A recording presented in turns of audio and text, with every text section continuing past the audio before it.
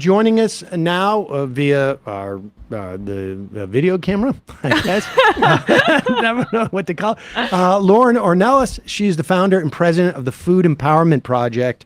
Lauren, welcome to the program. I'm here with Emma Vigeland. Great. Thank you. Thanks for having me. So I mentioned at the top of the show, and I just want to remind people that in May of this year, we had Tony Delorio on, I think his name was. Delorio. He was from the local Teamsters in San Jose, and he was coming on to talk about attempts to organize an Amy's Kitchen warehouse, or factory, I guess I should say.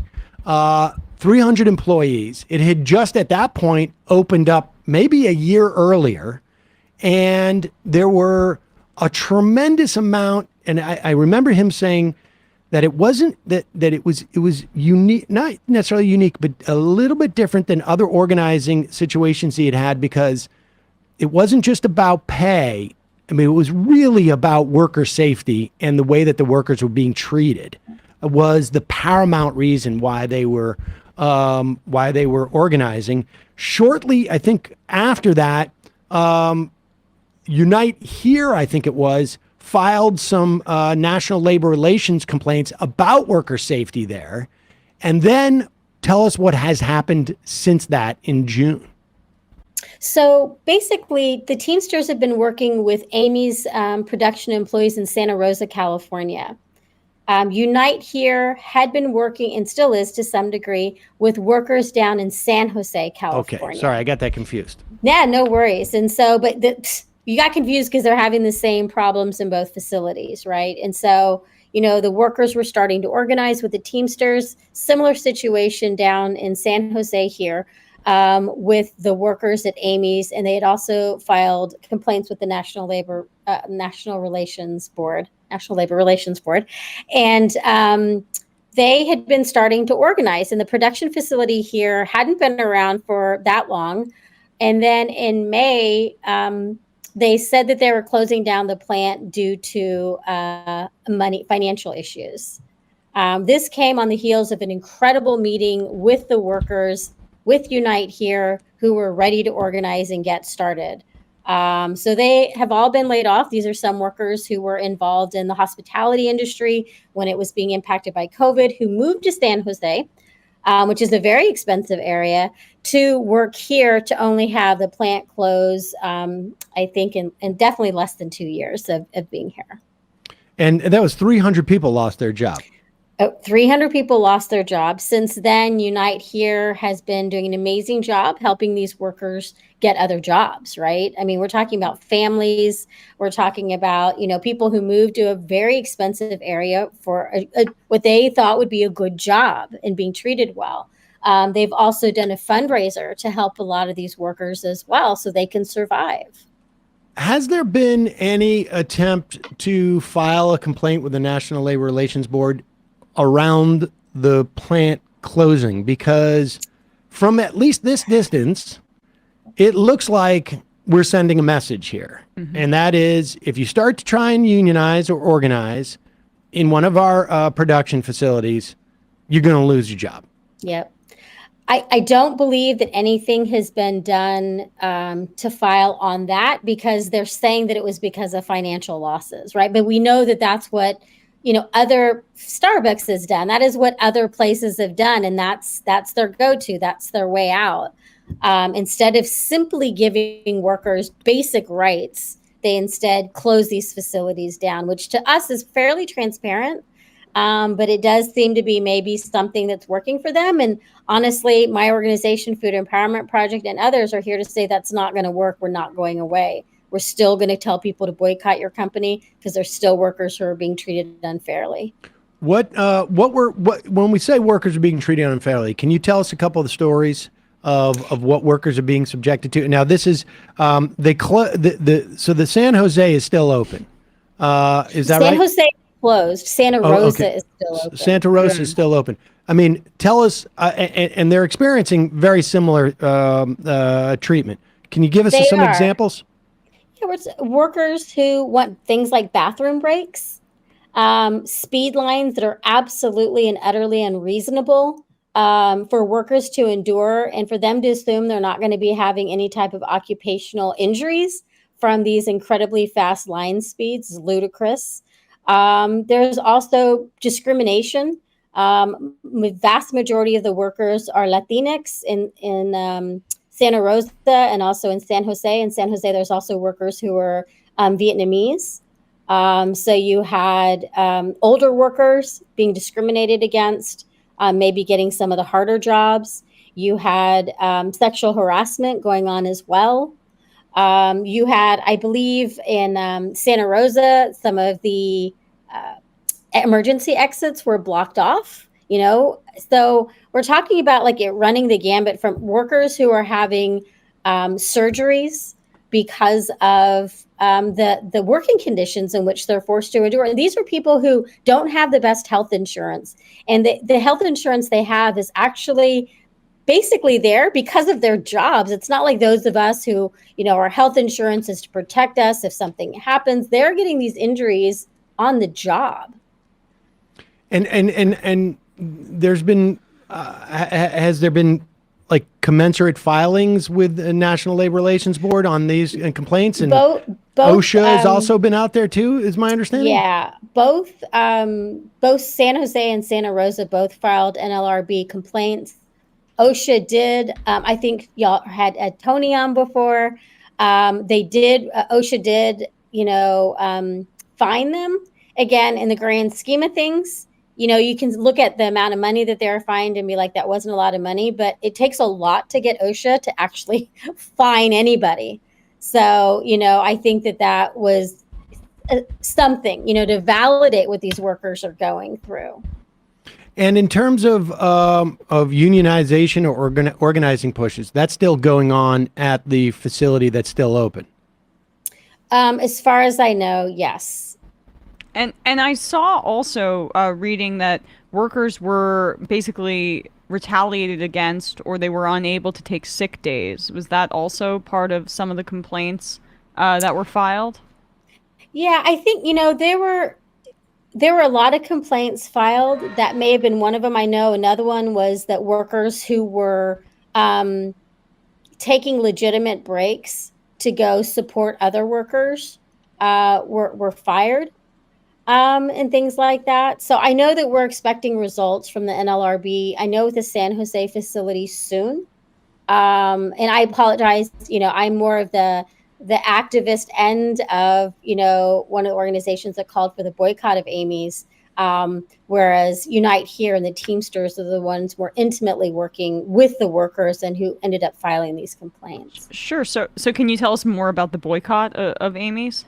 Yeah, I mean, my organization, we're a vegan food justice organization, so we promote veganism for the animals, but we also advocate for farm workers and other social justice issues and human rights issues. And for us, it was, as somebody who went vegan for the animals, because I didn't want to contribute to the suffering of non-human animals, it was incredibly upsetting to find out the way that Amy's was treating their workers, because my compassion doesn't end at non-human animals. It extends to human animals as well.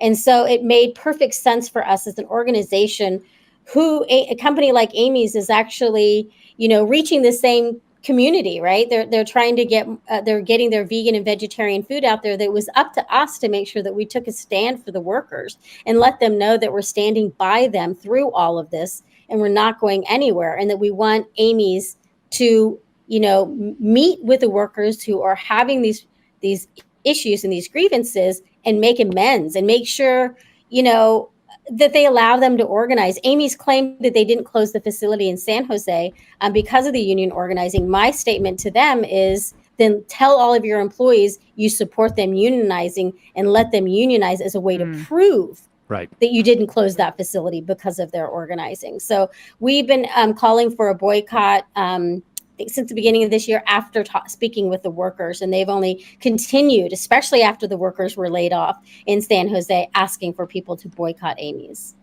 How many production facilities do they have around the country? Do you know? They had the one in San Jose. They have Santa Rosa. I believe the other one is in Pocatello, Idaho. And I think that they've also talked about maybe going out to New York as well. But those are the ones that we know of. There may be more, but those are the ones that we know of. When you're trying to orchestrate a boycott of this nature to pressure the company to treat their workers like well, or like human beings, like yeah. human beings, Right. What do you do? Like, what are the mechanisms which you can get out there? Do you contact, let's say, in this instance, because the product is so closely associated with I don't know if you would call it an ideology about in terms of respect for non-human animals, but there seems to be almost like a built-in network, or at least a cohort, as opposed to sort of just like the broad masses. Like I would imagine that if I'm vegan or vegetarian, there is one of 5 or 10 websites or publications, or I'm hitting certain areas in the same way you could say that, if I'm a liberal or a leftist, but almost more specific, because maybe I'm looking for specifically vegan, recipes, or what are good foods to get my protein from, or something like that. How do you go about a boycott in this space? Well, we use social media, that's for sure, and we make sure that we let everybody know it's happening through social media, through art networks. We encourage other, there have been some vegan businesses, other vegan organizations that have talked about it. Not as many as we'd like, admittedly, but we do try to get it out there as much as possible. And, we did write to Amy's, and they gave us a form letter response, even though we are part of the community that they're trying to sell to. And so that spoke volumes, and I think that for those of us who thought this company truly lived to the values that they claim to have about calling their workers family and caring about the environment and sustainability, they've proven otherwise. They've proven that is all a facade, and that they don't truly care about, definitely not the sustainability of the lives of their workers. Where can people get more information about this boycott, and maybe tell other people about it? Sure. We have information on our website, which is foodispower.org. Food is ispower, power.org.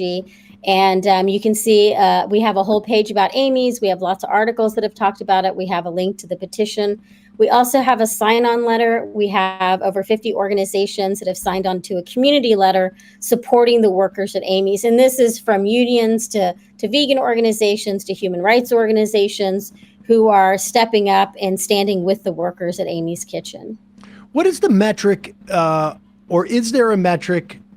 Is there a manifestation that, obviously, look, Amy's sales may, I've never followed the progression of their sales, but they may perceive a lack of growth to be, something that is an anomaly. They may see a dip in sales. Like, how do you communicate to Amy's if your boycott is effective? How do you communicate that it's hurting their sales? That it's this as opposed to, I don't know, people have found in, some other product that they like or something. Yeah, I think that for us, it's more a matter of connecting their reputation than is their sales. That when people think of Amy's now, instead of thinking of that frozen burrito, they think about those workers who were forced to wrap 14 burritos in a minute. And for this company not to think that that would harm them. We want that Amy's reputation to be connected with the pain of the workers and the suffering of the workers. And this company has done nothing. Keep in mind, this is a company that is privately owned. It is simply up to that owner to make the decision to do right by his workers. So this isn't shareholders having to do anything. This isn't a board. This is one owner who has the ability to make this decision. So I think for us, it's more making sure that when people see Amy's in that freezer, they think differently about that company than perhaps they used to. Well, we will put a link to foodispower.org. Lauren Ornelas, founder and president of the Food Empowerment Project. Thanks so much for your time today. Really appreciate it. Thank you so much for covering this issue and for having Tony on before. We just definitely need everybody to know what's happening. So thank you. Thank Thank you. you.